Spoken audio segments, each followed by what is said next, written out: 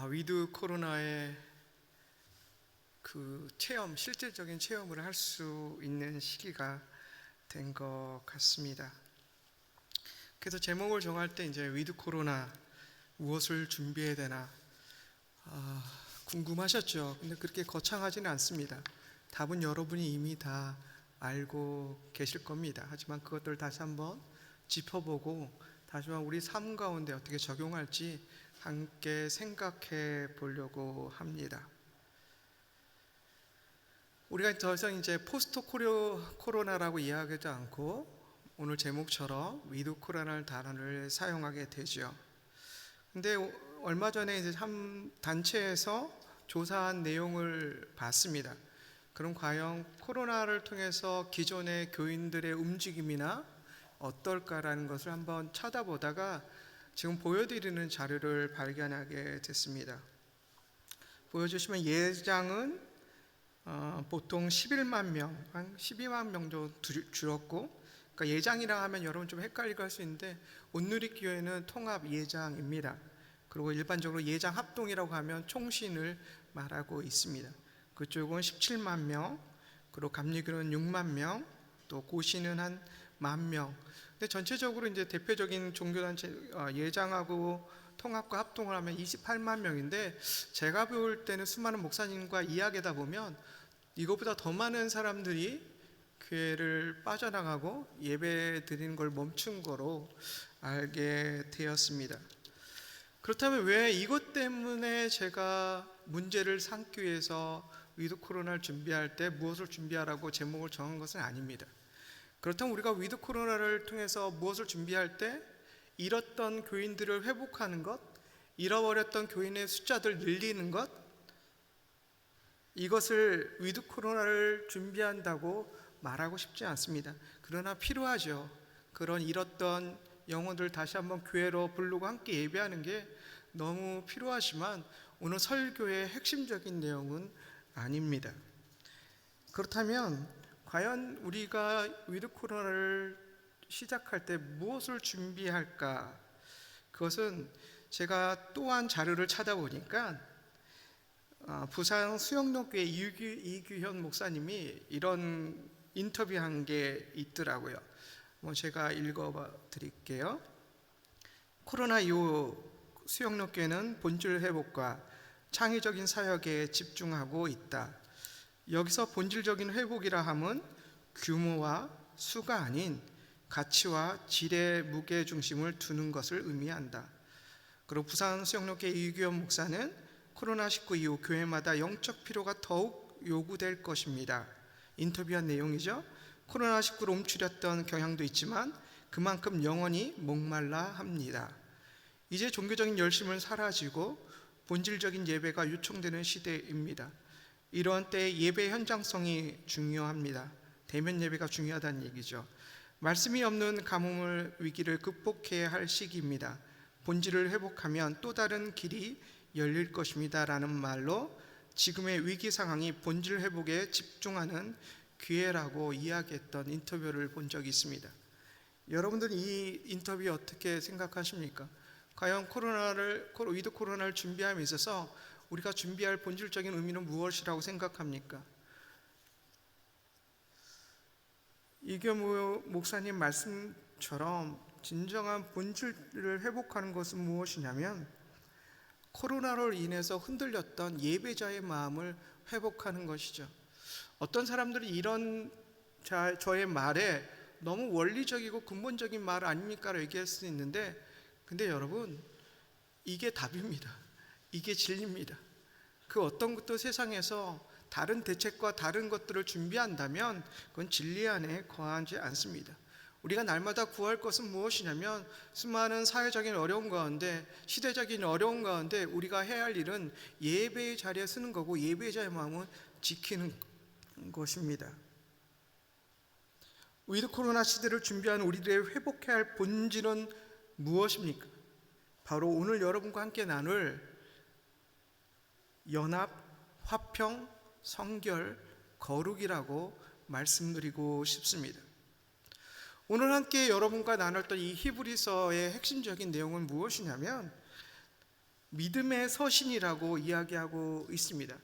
신약의 레위기일 정도로 어떻게 하면 이 마지막 때에 우리가 믿음을 지키며 예배자의 삶을 살아갈 수 있는지, 또 당시 이 히브리서가 쓰일 당시에 로마의 수많은 핍박에 의해서 때로는 죽음을 당하는 순교의 자리에서 어떻게 하면 우리가 배교하지 않고 예수 그리스도의 온전한 십자가를 지켜나갈 수 있을까라는 권면하는 바로 그 말씀, 믿음의 말씀이 바로 히브리서라는 것이죠. 지금부터 우리가 함께 읽었던 본문을 통해 위드 코로나 시대를 어떻게 준비하는지 한번 구체적으로 살펴나가겠습니다. 히브리서 12장 12절 13절 우리 다시 한번 읽어보겠습니다. 시작. 그러므로 여러분은 빈곤한 발과 연약한 무릎을 강하게 하십시오. 그리고 여러분의 발을 위해 길을 곱게 하십시오. 그래서 절뚝거리는 다리로 어긋나지 않게 하고 오히려 치유를 받게 하십시오. 제가 설명드리지 않아도 구체적으로 이 지금 함께 읽었던 본문이 무엇을 의미하는지 여러분 알 것입니다. 연약한 지체에 대해서 그들을 돌아보고 보살피고 연합함으로 그들이 쓰러질 때 함께 일으켜 세워주며 하나님이 원하셨던 그 믿음의 자리에 함께 서라고 말하고 있는 구절이죠. 더불어 히브리서 13장 22절에는 이렇게 이야기하고 있습니다. 형제 여러분, 내가 여러분에게 권합니다. 이 권면의 말을 용납하십시오. 내가 여러분에게 간단히 썼습니다. 이 말은 무엇입니까? 히브리서 마지막 장에 썼던 내용입니다. 지금까지 이 모든 것들을 통해서 여러분 힘내십시오. 그리고 삶 속에서 주어지는 수많은 박해와 어려움을 이기십시오라고 마지막을 이 구절을 통해 마무리하고 있는 것입니다. 절망과 불안에 처해 있는 자들에게 믿음 위에 굳게 설 것을, 그리고 주위의 연약한 형제들을 도우라는 권면의 메시지를 오늘 본문을 통해서 우리에게 전달해 주고 있다는 것이죠. 여기 계신 분들은 3부 예배까지 드릴 정도면 저는 대단한 열정이라고 생각합니다. 대단한 믿음이라고 생각합니다. 이 좋은 날씨에 말이죠. 지금 밖에는 막 먹을 거 주시오, 날씨는 좋죠. 근데 교회 안에서 즐기는 이 즐거움은 예배가 있을 때 더 풍성해지는 것 같습니다. 그러나 이 교회 안에서 누릴 수 있는 아름다운 이 예배의 마음과 기쁨을 이 2년 반개월이라는 시간을 통해 수많은 사람들이 잊고 있고 잃어버리고 있고 때로는 포기하고 있다는 것입니다. 그 포기하고 지치고 쓰러지는 그들 향해 이 본문은, 저자는 우리에게 이렇게 얘기합니다. 주의 믿음이 연약한 자를 굳건히 붙잡아 주라고 말하고 있습니다. 그들에게 성숙한 믿음의 소유자가 되라고, 그 믿음의 소유자들이 필요한 그 자리에 서달라고 간곡히 요청하고 있는 것이죠. 저는 파워웨이브를 섬기는 목사입니다. 정말 우리 늘 감사한 것은 파워웨이브 선생님들에게 늘 감사해요. 정말 2년 반개월 파워웨이브뿐만 아니라 우리 차세대 선생님들에게 너무 감사한 것 같아요. 그분들이 그 자리를 지켜주셨기 때문에 지금의 파워웨이브가 오늘의 이 어린이날의 축복과 은혜와 기쁨을 누릴 수 있었던 것 같습니다. 때로는 선생님들 안에 연약하고 힘들고 지친 분들을 서로 격려하고 위로하고 했던 그 아름다운 모습들을 제가 지켜봤을 때 바로 오늘 본문에서 저자가 요구하는, 우리에게 말하는 그 내용이라는 것은 저는 완전 절실하게 체험할 수 있는, 100% 공감할 수 있는 내용이었던 것 같습니다. 또 사도행전 20장 35절은 이렇게 이야기합니다. 이처럼 내가 모든 일에 모범을 보였으니 여러분도 약한 사람들을 도우며 주는 것이 받는 것보다 복이 있다라고 하신 주 예수의 말씀을 기억해야 합니다. 그렇습니다, 여러분. 우리는 잘 버텼습니다. 때로는 어렵고 힘들었지만 우리는 하나님의 은혜로, 성령의 은혜로 잘 버텼습니다. 하지만 좀 버티기 힘들었던 지체들이 우리 주변에 많이 있죠. 가족 안에 있는 것 같습니다. 또 주변에 우리 친구들, 또 교사들 안에도 있는 것 같습니다. 그래서 이 본문대로 하다 보면 무엇이냐면 이제는 격려해서 그들의 손을 잡고 같이 믿음의 자리를 나오며 함께 동행하는 그런 아름다운 동행함이 우리에게 필요한 것 같습니다. 제가 가사를 하나 보여드릴게요. 보면 졸업식 노래 혹시 여러분 우리 불렀는지 모르겠어요. 저희 때만 불렀는지 모르지만 이게 3절짜리인데 늘 이거 하면서 저는 스승의 날하고 헷갈리는 곡조가 있어요. 하다 보면 어버이의 은혜가 막 나오고 막 이럴 때가 있었던 것 같아요. 근데 이 3절에 보면 이런 제가 늘 감동받는 구절이 있어요. 앞에서 끌어주고 뒤에서 밀며. 이 단어가 3절을 다 표현했겠지만 여러분에게 함께 나누고 싶은 구절은 2절이었죠. 바로 앞에서 끌어주고 뒤에서 밀며. 졸업식 노래의 핵심적인 내용이 이거잖아요. 마찬가지로 교회 안에서 우리 지체가 안에서 정말 핵심적인 유대감과 사랑의 표현은 무엇이냐면 앞에서 끌어주고 뒤에서 밀어주는 것이죠. 근데 우리는 코로나 시대를 통해서 이 여유로운 마음들이 잃어간 것 같아요. 어떻게 하면 내가 생존할까, 버틸까, 살아갈까, 나를 지켜나갈까, 그런 거에 몰두하다 보면 내 주위에 있는 사람들을 챙기지 못하는 시간을 우리가 함께 보냈던 것 같습니다. 이제는 봄이 와서 꽃망울이 터져서 아름다운 꽃을 피웠듯이 우리 안에는 형제를 사랑하는 그 마음들도 이제는 피어서 서로 위로하고 격려하고 사랑하는 그 힘으로 위드 코로나를 준비해야 된다고 생각합니다. 또 하나, 여러분 혹시 쿠어바티스 도미네 혹시 이 영화 보신 분, 이 영화를 보신 분은 대부분 70년생 이상, 네, 그렇죠. 근데 이 영화는 굉장한 걸작이었던 것 같습니다. 근데 전체 다 보는 건 아니고요. 여러분께 한 부분을 함께 보려고 합니다. 함께 보겠습니다. 여러분 영화를 보시면서 어떤 생각을 하셨습니까? 네로의 핍박 아래 콜로세움 안에 갇혔던 수많은 믿는 자들이 굶주린 사자밥이 되어지는 모습입니다. 예수 그리스도의 십자가를 지키기 위해, 그 복음을 지키기 위해, 믿음을 지키기 위해 순교하는 모습이죠. 근데 저는 이 모습을 보면서 깨달은 것들이 있습니다. 과연 이들은 어떻게 당당하게 이 상황들을 받아들였을까? 믿음이겠죠. 또 다시 오실 예수 그리스도가 이 땅에 오신 그 재림의 은혜와 부활의 은혜가 소망이 이들 안에게 있겠죠. 근데 저는 하나 더 발견한 것이 있습니다. 제가 깨달은 것이 하나 더 있는데 그것은 무엇이었냐면 바로 옆에 나와 죽을 수 있는 나의 친구가 있었다는 것이죠. 과연 이들이 사자밥이 되고 그 두려움 속에서 담대히 순교의 자리를 쓸 수 있는 것은 나와 함께 죽을 수 있는 그 지체가 바로 옆에 있구나. 내가 혼자가 아니구나. 그 믿음의 그 길을 나 혼자 걷고 있는 것이 아니구나라는 그 믿음이 그들 안에 있었기 때문인 것입니다. 사랑하는 여러분, 우리 안에 돌봄을 필요한 지체들이 너무 많이 있습니다. 그들이 온전히 예수 그리스도의 그 십자가 길을 걸을 수 있는 것은 믿음이겠죠. 말씀으로 걸어야 되겠죠. 열심히 기도해야 되겠죠. 근데 그와 함께 옆에서 그들과 함께 고통, 함께 울고 함께 웃어줄 수 있는 그 누구가 있을 때 그들은 그 십자가 길을 걷기를 결정하게 될 것입니다. 네로의 핍박에 순교했던 그들의 믿음 안에 그 옆에 함께 죽을 수 있는 지체가 있었던 그 위로와 격려함이 당당하게 순교를 맞이하게 했다는 것이죠.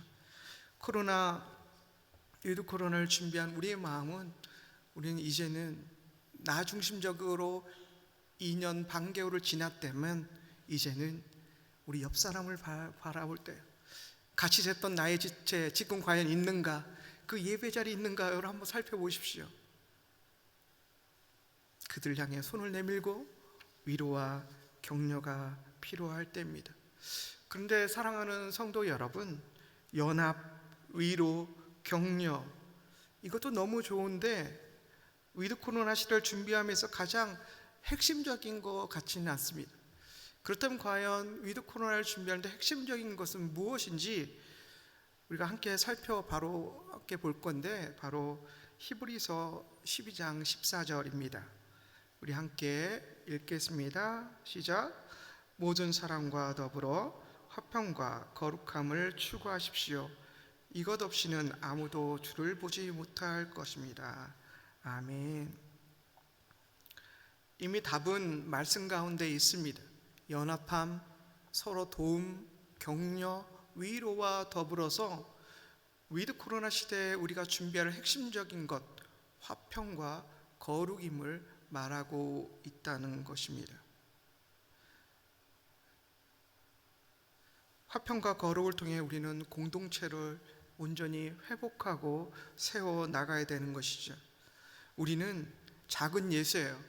어떤 작은 예수냐면 화평과 거룩함을 쫓아 사는 작은 예수입니다. 우리가 이런 화평과 거룩함을 쫓아 사는 작은 예수가 되길 원한다고 하나님께서 말씀하시고, 오늘 함께 밑에 있는 본문들 로마서와 시편과 베드로전서에서 말하고 있습니다. 로마서 12장 18절, 여러분이 할 수만 있으면 모든 사람들과 평화롭게 지내십시오. 화평하라고 말하고 있습니다. 제 서영철 목사의 말이 아니라는 것이죠. 또 시편 24장 4절, 깨끗한 손과 순결한 마음을 가진 사람, 곧 마음이 헛된 생각을 품지 않으며 거짓으로 맹세하지 않는 사람입니다. 거룩하라고, 순결하고 정결하라고 말하고 있습니다. 또 베드로전서 1장 16절, 기록되기를 뭐라고 말하고 있습니까? 내가 거룩하니 너희도 거룩하라고 하셨습니다라고 말하고 있습니다. 우리는 화평과 거룩함을 쫓는 작은 예수입니다. 우리가 존재하는 곳마다 하나님이 임재하시기 때문인 것이죠.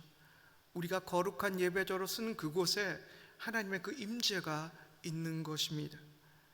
그리고 정말 위드 코로나의 핵심적인 것, 화평, 더불어 그 거룩함을 지키는 것이 너무 필요한 것입니다. 그러나 우리가 함께 읽었던 화평과 거룩이라는 단어의 원문을 살펴보면 이 방점이 화평보다는 거룩함에 무게를 실었던 것들을 히브리 원문에 보면 찾아볼 수 있었습니다. 그러니까 이 저자는 화평만으로는 이 핍박과 고난 속에 살아가는 성도들을 회복하는 아주 핵심적인 힘이라고 생각하지 않았고, 더불어서 이 화평과 뭔가가 더 필요한데 우리가 함께 읽었던 거룩에 무게를 두고 있는 것을 찾아볼 수 있습니다. 사랑하는 여러분, 왜 이렇게 거룩에 방점을 찍었을까요? 우리 사회는 교회를 향해 화평하자고 외치지 않습니까? 서로 이해하고 인정하고 평화롭게 지내자고 외치고 있지 않습니까? 오늘 사회는 화평이라는 단어를 사용하면서 서로 이해와 용납으로 이 코로나 시대를 이겨나자고 이야기하고 있으면서, 더불어 어떻게 이야기합니까? 사회적인 소수자의 인권을 보호하자고 외치고 있어요. 평화를 위해, 화평을 위해. 그러나 이것이 하나님이 원하시는 화평의 참뜻인가요? 여러분은 어떻게 생각하십니까? 소수자의 인권을 보호하고 서로 이해하고 인정이라는 문장은, 이 문장이 주는 의미는 너무 좋아요. 혹할 수 있는 거예요. 지금 중고생 아이들은 혹해요. 여러분 다 아시죠? 대학생들도 이 말에 너무 100% 넘어가요. 그래야지, 사랑해야지, 품어야지. 그러나 이런 화평이라는 뒤에 있는 것들을 잘 살펴봐야 되는 것이죠.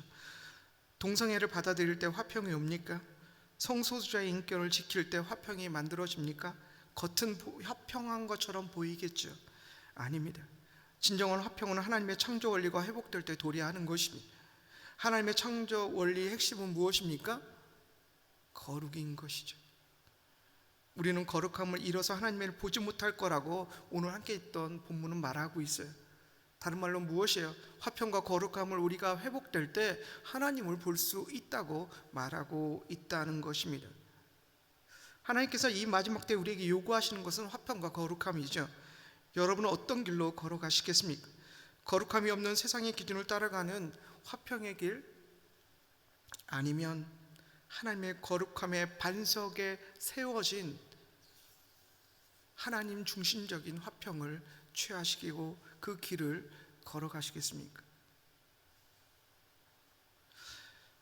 히브리서 12장 14절 다시 한번 여러분 보여드리면, 모든 사람과 더불어 화평과 거룩함을 추구하십시오. 이것 없이는 아무것도 주를 보지 못할 것입니다. 제가 원문은 보여드리지 못하지만 제가 노란색으로 칠한 단어들이 보이시죠? 그만큼 중요하다는 것이죠. 왜냐하면 여기서 이것 없이는 아무도 주를 보지 못한다고 이야기하는 것은, 이것은 뭐를 상징하고 무엇을 뜻하고 있냐면, 앞에 있는 화평이 아니라 뒤에 있는 거룩함을 뜻하고 있는 것이죠. 우리가 화평하고 예수 그리스도 안의 사랑으로 서로 평화로운 것이 있지만, 이거는 우리 인간적인 관계이고, 정말 우리 삶 가운데 가장 중요한 것은 무엇이냐면 하나님과의 관계를 회복하기를 원하신다는 것이죠. 하나님과의 관계의 회복의 핵심은 무엇이냐면 거룩이라는 것입니다. 거룩을 회복할 때 우리는 온전히 하나님 앞에 나아갈 수 있고, 우리에게 펼쳐졌던, 시작되어졌던 위드 코로나를 믿음으로 잘 이겨나갈 수 있게 된다는 것입니다. 마태복음 5장 8절은 이렇게 이야기하고 있습니다. 복되도다 마음이 청결한 자는 복이 있나니 저희가 하나님을 볼 것이다. 주를 본다는 것은 하나님의 속성이 깊이 이해하고 경험한다는 것입니다. 나아가 궁극적으로 다시 오실 주님을 기다리며 천국을 소유하는 것이죠. 거룩, 정말 우리 삶 가운데 너무 필요하고 중요한 것입니다. 화평이 수평적인 관계들을 회복하는 중요한 역할이라면, 이 거룩은 수직적으로 하나님과 회복되어지는 것입니다. 우리는 옆 사람과 수많은 사람들과 수평적으로, 인위적이라도 형식적이라도 잘 해나가고 있습니다. 그러나 가장 중요한 것은 무엇이냐면 수직적인 관계, 하나님과의 관계를 회복하는 것이죠. 우리가 옆에 보여진 저 십자가는 통해서 우리는 무엇을 깨달을 수 있습니까? 수평적인 관계, 하나님과의 수평적인 관계들 우리는 절실히 회복되어지고, 또 이웃과의 관계를, 그 수평적인 관계를 회복해야 되는 것이죠. 그러나 우리 삶 가운데 가장 핵심적인 회복은 수직적인 회복, 즉 하나님과의 온전한 회복이 있을 때 우리는 앞으로의 믿음, 예수 그리스도가 이 땅에 다시 오는 그날까지 믿음을 지키며 십자가를 우리의 막대와 지팡이를 삼아 버텨나갈 수 있다는 것입니다. 그러나 세상은 화평하고 화평하라고만 외치고 있다는 것이죠. 나를 풀어주고 나와 친하게 지내다고 이야기하는데, 여러분, 우리가 염두에 둬야 할 것은 무엇이냐면 정말 하나님과의 관계를 더 점검해야 한 위드 코로나를, 시대를 준비해야 된다는 것입니다. 거룩은 하나님의 은혜의 손길입니다. 레이는 이렇게 이야기하고 있습니다. 거룩함이야말로 우리가 하나님의 면전에 다가갈 수 있는 유일한 준비이다. 오직 그리스도의 구속과 은혜를 통해 하나님께 봉헌된 자들만이 하나님께 접근할 수 있다. 사랑하는 여러분, 수많은 사람들이, 어쩌면 그 중에 저도 포함되겠지만, 우리가 하나님과 관계가 좋습니까? 물음에 나 좋습니다. 예배 교회 잘 다니십니까? 좋습니다. 예배 드리십니까? 네, 좋습니다. 그러나 그 거룩함이 없는 예배, 거룩함이 없는 교회 다님이 무슨 소용이 있겠습니까? 우리가 거룩할 때 우리는 하나님을 볼 수 있는 것이죠. 거룩이란 단어 해석하면 무엇입니까? 하나님을 보는 것이죠. 또 거룩의 근본적인 뜻은 무엇입니까? separated, 분리되어지는 것이요. 어떤 것부터 분리되어집니까? 죄로부터 분리되어지는 것이죠. 정결하지 못하게 만드는 것부터 분리되어지는 것을 말하고 있습니다. 내내 말처럼 우리가 거룩함으로 하나님께 예배자로 나아갈 때 우리는 하나님과의 온전한 교제를 또 친밀감을 유지할 수 있는 예배자가 될 수 있는 것입니다. 또 위스터 콧은 이렇게 이야기하고 있습니다. 성화는 거룩하신 하나님 앞으로 나아갈 수 있는 우리의 유일한 준비이다. 여러분, 이 말씀을 잘 기억했으면 좋겠습니다. 세상 사람들은 하나님 앞으로 나아가는 것들, 우리가 축복받는 것들, 우리가 잘 되는 것을 무엇을 통해서 만들 수 있다고 이야기합니까? 때로는 인맥, 때로는 학벌, 때로는 우리는 수많은 지식을 통해서 이루어질 수 있다고 이야기합니다. 우리의 율법적인 행동으로 할 수 있다고 합니다. 11조 많이 드리고 교회 열심히 다니는 거 나쁘지 않습니다. 근데 그것이 율법주의화 되는 것은 하나님의 은혜를 잊어버리는 일이고 우리의 거룩함을 포기하는 일이 될 수 있는 것입니다. 하나님께서 우리에게 요구하시는 것은 우리의 율법적인 우리의 노력이 아니라 우리의 삶 가운데 주었던 거룩함을 지키는 것이라고 여러분에게 말씀드릴 수 있습니다. 거룩은 하나님의 은혜의 손길입니다. 거룩은 우리를 제한하려는 하나님의 제한적인 내용들이 아니라 좀 더 하나님이 우리와 깊은 관계, 넓은 관계를 원하셨던 하나님의 사랑이 담겨 있는 것이 바로 거룩이라는 사실을 여러분 기억했으면 좋겠습니다. 오늘 본문은 오늘날 우리 성도들에게 적용해 본다면 우리의 마음에서나 삶 속에서 거룩함을 전혀 갖지 못한 사람들은 어느 누구도 하나님을 볼 수 없다고 말할 수 있는 것이죠. 정말 드디어 위드 코로나 시대가 펼쳐집니다. 이 시대를 통해서 우리가 펼쳐질 때 저 또한 그래요. 어디 갈까? 어디 놀러 갈까? 무엇을 할까? 무엇을 먹을까? 이 마음이 저한테도 있었습니다. 그러나 설교를 본문을 준비하면서 우리가 가장 근본적인 것을 놓치고 있다는, 어쩌면 제가 근본적인 것을 놓치고 있다는 사실을 깨닫게 되었지요. 위드 코로나를 시작되어졌습니다. 우리 인간적인 중심, 우리 인간적인 필요를 채워주는 위드 코로나의 시대를 준비하는 것이 아니라 과연 위드 코로나 시대에 하나님이 우리를 향해 요구하시는 것이 무엇인지, 우리를 통해 하나님이 위드 코로나를 어떻게 사용하실지 우리가 다시 한번 하나님께 물어봐야 된다는 것이죠. 그때 하나님께서 우리에게 말씀하시는 것은 무엇이냐면 거룩하라라고 말씀하신다는 것입니다.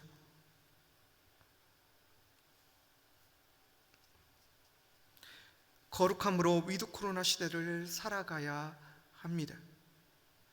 그러므로 사랑하는 여러분, 우리가 이 약속을 가지고 있으니 하나님을 두려워함으로 온전히 거룩함을 이루면서 육과 영의 모든 더러움에서 떠나 우리 자신을 깨끗하게 합시다라고 고린도후서 7장 1절을 말하고 있습니다. 거룩함만이 위드 코로나를 준비하는 우리의 최선의 행동, 우선순위인 것을 여러분 기억하셨으면 좋겠습니다. 사랑하는 우리 성도 여러분, 이제는 우리가 함께 어떤 열정을 품었으면 좋겠냐면 거룩에 대한 열정을 함께 품었으면 좋겠습니다.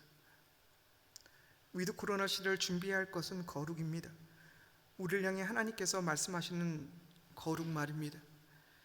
봄의 소식을 전하는 벚꽃처럼 여러분의 삶과 예배 가운데 거룩의 꽃이 피었으면 좋겠습니다. 그 거룩의 꽃이 핀 그 길을 여러분이 사랑하신 그 하나님과 동행하시고 누리시는, 그로 인해 은혜와 축복을 풍성히 여러분 삶 가운데 임하기를 소망합니다. 우리가 이 시간 같이 한번 기도하겠습니다.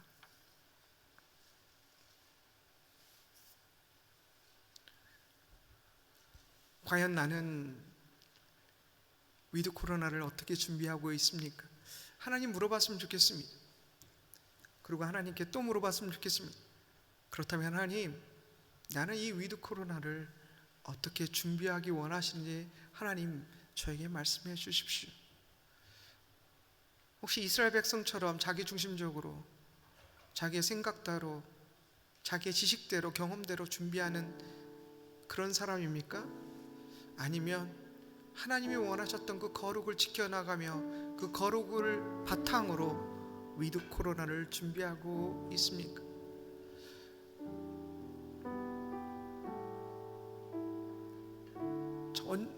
사랑하는 성도 여러분, 이제는 우리가 예배를 회복해야 됩니다. 근데 그 예배 회복의 핵심에는 거룩이 있습니다. 하나님께서 우리에게 말씀하신 것처럼 내가 거룩하니 너희도 거룩하라고 말씀하셨던 그 거룩이 우리 안에 있을 때 우리는 하나님의 그 깊은 교제 가운데 들어갈 수 있게 될 것입니다. 성도 여러분, 거룩에 대한 열정을 품으십시오. 또 화평하십시오. 또 여러분이 쓰러져가는 힘들어하는 지체를 향해 다가가십시오. 그것이 바로 위드 코로나를 준비하는 하나님의 빛된 자녀들의 모습이라고 생각합니다. 우리가 함께 기도하겠습니다. 하나님, 화평함으로 특히 거룩함으로 위드 코로나를 준비하게 하시고 그로 인해 그 영적인 영향력이 나의 가족과 나의 자녀와 나의 친척과 부모에게 흘러갈 수 있도록 도와주십시오. 함께 기도하겠습니다.